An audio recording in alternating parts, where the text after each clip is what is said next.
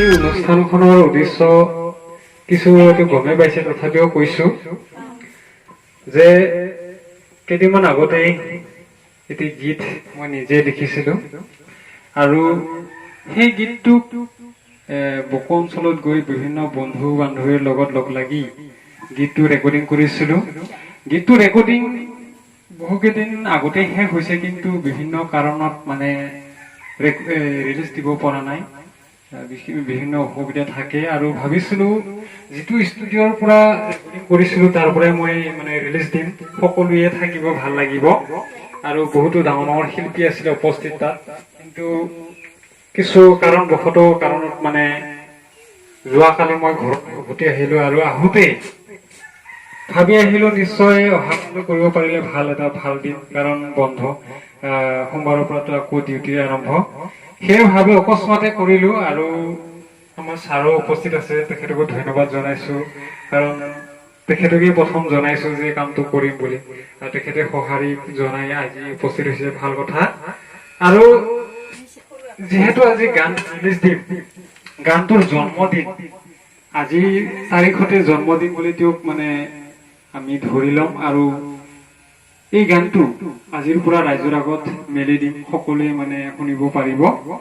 আৰু এই জন্মদিন উপলক্ষে যিহেতু আমাৰ সমাজত এটা প্ৰচলিত নিয়ম হৈছে, সেইটো হৈছে ঈশ্বৰৰ প্ৰাৰ্থনা। ইতিমধ্যে আমি ঈশ্বৰৰ প্ৰাৰ্থনা জনালো আৰু দ্বিতীয়তে এই গীতটোত যাতে বহল হৈ প্ৰচাৰ হওঁতে বহুতো বাধা বিঘিনি থাকিব পাৰে, তেনেকুৱা যাতে বাধা বিঘিনি মানে দূৰ হয়, সেই দূৰ কৰাৰ উদ্দেশ্যে বৰ্তমান সমাজত বা বৰ্তমান সময়ত যিটো প্ৰচলিত কেক কটা, আৰু সেই কেক কটা পদ্ধতিৰে মই এই গানটো প্ৰচাৰিত কৰাত যিখিনি বাধা বিঘিনি আছে দূৰ হ'ব বুলি আশা ৰাখিছো। আৰু সেয়ে মই আজিৰ কেক কটা পদ্ধতিটো আৰম্ভ কৰিম, গতিকে মই সকলোকে থিয় হৈ কেক কটাত সহযোগ কৰিবৰ কাৰণে অনুৰোধ জনাইছো।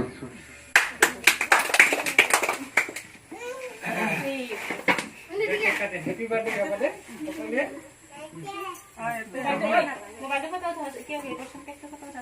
মাৰি আছে ভিডিঅ'। কাটিবা কাটো লাগি আছে বেচৰা। হেপী বাৰ্থডে গান গোৱা দে, হেপী বাৰ্থডে গান গোৱা। হেপী বাৰ্থডে টু ইউ দে গোৱা।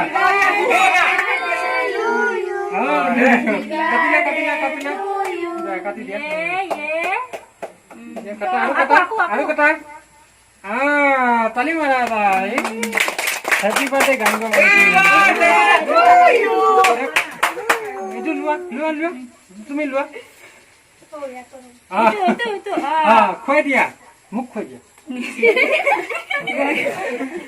খুৱাই দিয়া। এইখনতে খোৱা, নহয় এইখনতে খুৱাব লাগিব। মাইক খুৱাই দে, তুমি খোৱা।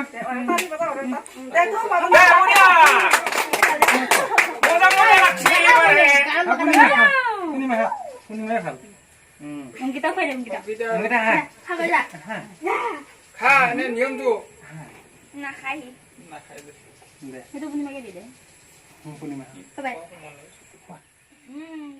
আমাৰ আজিৰ তৃতীয় কাৰ্যসূচী অৱশ্যে যিটো নিয়মত কৰিছো, আৰু এইটোৱে হৈছে আমাৰ আজিৰ অনুষ্ঠানৰ মেইন কাৰ্যসূচী।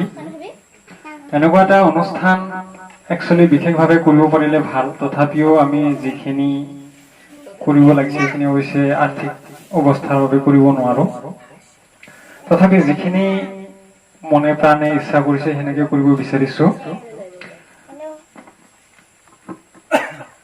গতিকে এই অনুষ্ঠানখন মই ভাবিছিলো আমাৰ শ্ৰদ্ধাৰ মীনা ছাৰৰ হাতৰ দ্বাৰাই কৰিম, আৰু তেখেত উপস্থিত আছে, আৰু সেয়ে মই তেখেতক ইয়ালৈ আহিবৰ কাৰণে অনুৰোধ জনাইছো।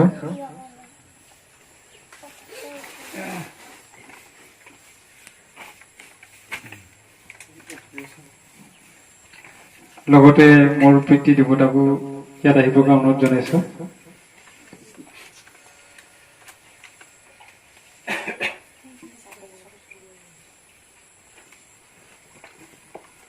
শ্ৰদ্ধাৰ উপস্থিত ব্যক্তিসকল, আজিৰ আমাৰ এইটো কাৰ্যসূচী হৈছে মই যিটো গীত দেখিছিলোঁ, যিটো গীত গাইছিলোঁ, আৰু সেই গীতটো আজিৰ পৰা ৰাজহুৱা কৰিবৰ কাৰণে অৰ্থাৎ ৰিলিজ দিবৰ কাৰণে মই ছাৰ আৰু মোৰ পিতৃ দেৱতাক ইয়াত উপস্থিত কৰাইছোঁ। আৰু সেয়ে আজিৰ এই অনুষ্ঠানখনত তেখেত সকলক সম্বৰ্ধনা জনাবলৈ ওলাইছোঁ। আজি প্ৰথমে মই আমাৰ শ্ৰদ্ধাৰ ছাৰ হ'ব দিয়ক মীনা বৰাদেৱক এখনি ফুলাম গামোচাৰে সম্বৰ্ধনা জনাবলৈ ওলাইছোঁ। আৰু তেখেতক সম্বৰ্ধনা জনাব আমাৰ গাঁৱৰে জীয়ৰী মাইনু বড়োৱে।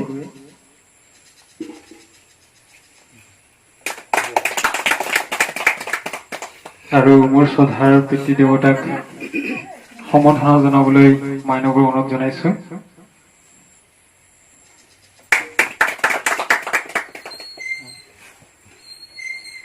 আচলতে কেনেধৰণে কৰিব লাগে ময়ো ইমান জ্ঞাত নহয় আৰু নাজানো।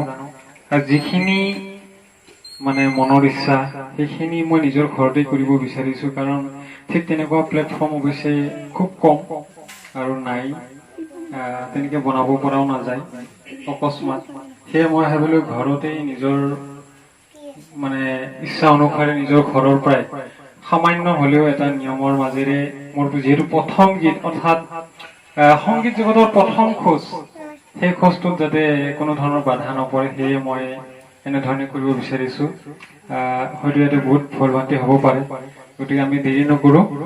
এই গীতটো অনুষ্ঠান গীতটো মানে উদ্বোধনী কৰিবৰ কাৰণে অৰ্থাৎ ৰিলিজৰ কাম সম্পূৰ্ণ কৰিবৰ কাৰণে মই মীনা ছাৰক অনুৰোধ জনাইছোঁ।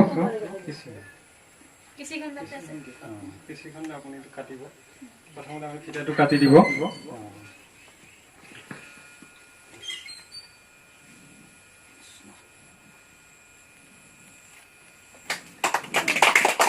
ধন্যবাদ জনাইছোঁ ছাৰ। এতিয়া আপুনি এখন দাঙি দিব ধুনীয়াকৈ।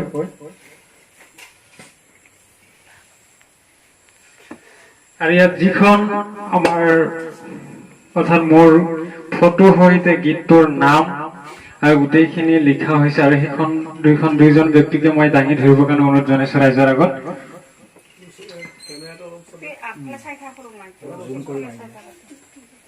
এয়াই আমাৰ আছিল ৰিলিজ পৰ্ব। মোৰ গীতটো হৈছে গোপ নদীত আপা আপি, এটি পাতিৰ আসামিজ ভাষাত ৰচিত গীত আৰু সেই ভাষাৰ সুৰতে গোৱা। গতিকে আজিৰ পৰা মই ৰিলিজ হোৱা বুলি ঘোষণা কৰিলোঁ। আৰু হৈছে ছাৰ হ'ব। এই সম্পৰ্কে আমাৰ দুইজন ব্যক্তি সন্মানীয় ব্যক্তি তেখেতসকলক দুই আশা ৰাখিবলৈ অনুৰোধ জনাইছোঁ।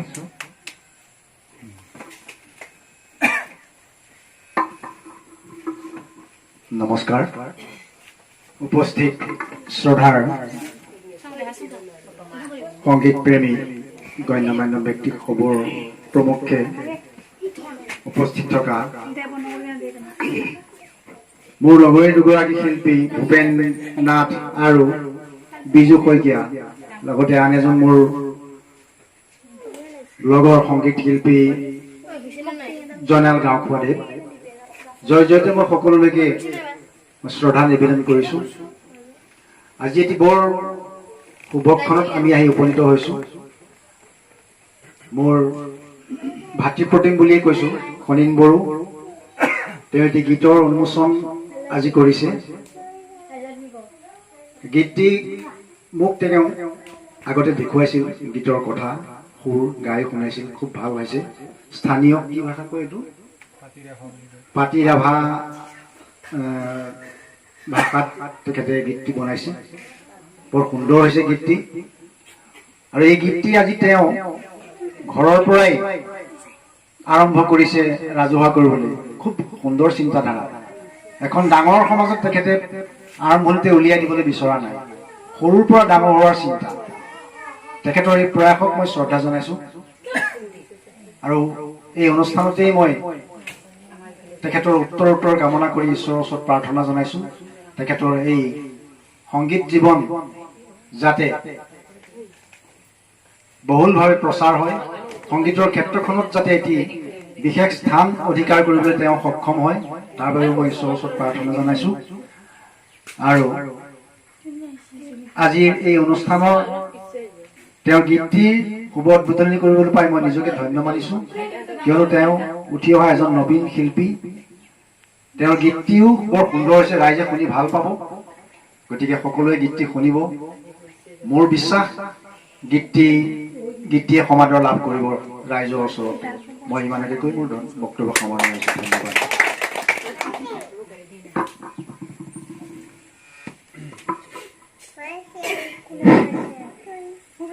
আজি এই গীত ৰিলিজ সভাত উপস্থিত সদস্যবৃন্দ আৰু আই মাতৃসকল আৰু লগতে আমাৰ সংগীত প্ৰেমী আমাৰ মীনা বৰাদেৱী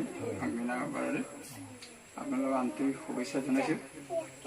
আজি যে আমাৰ ল'ৰাখিনিয়ে এনেকুৱা এটা অনুষ্ঠান কৰিব আমি ভবা নাছিলোঁ, আৰু এই বিষয়ে মই একো গমো পোৱা নাছিলোঁ।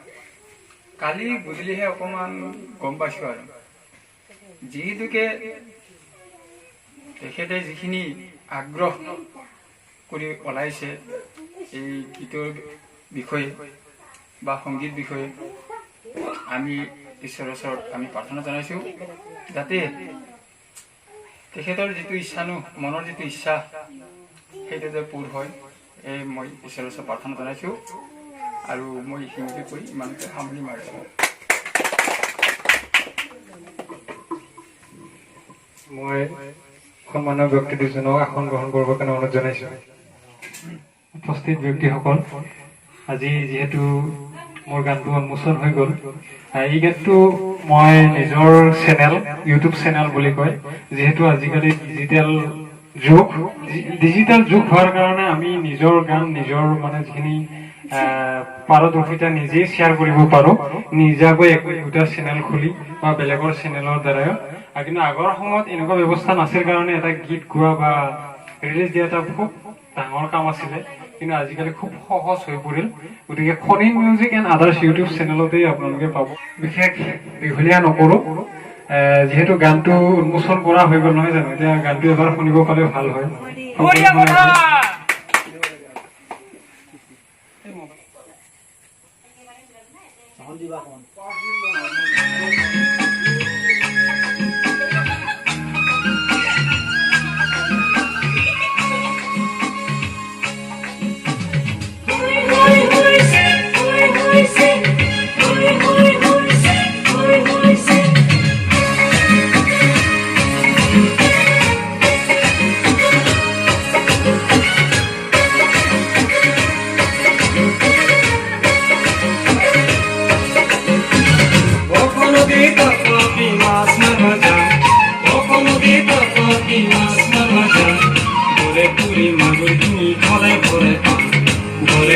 মাগুৰ কিনি খলাই